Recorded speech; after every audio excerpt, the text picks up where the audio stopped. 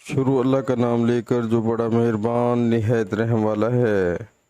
और एक दूसरे का माल ना हक ना खाओ और ना इसको रिश्वतन हाकिमों के पास पहुंचाओ, ताकि लोगों के माल का कुछ हिस्सा नाजायज़ तौर पर खा जाओ और उसे तुम जानते भी हो।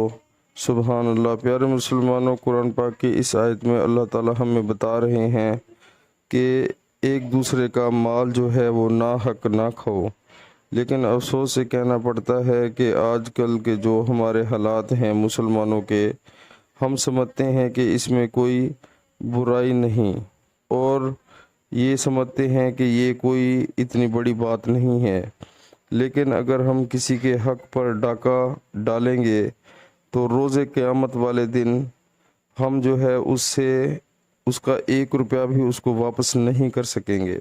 तो प्यारे मुसलमानों, इस दुनिया में तो हमें आर्जी फ़ायदा हो जाएगा ना हक किसी का माल खाकर, लेकिन वो आर्जी होगा और क़यामत वाले दिन हम उसकी जो है कमी वो पूरी नहीं कर सकेंगे, उस बंदे का माल नहीं दे सकेंगे, हरगिज़ नहीं दे सकेंगे।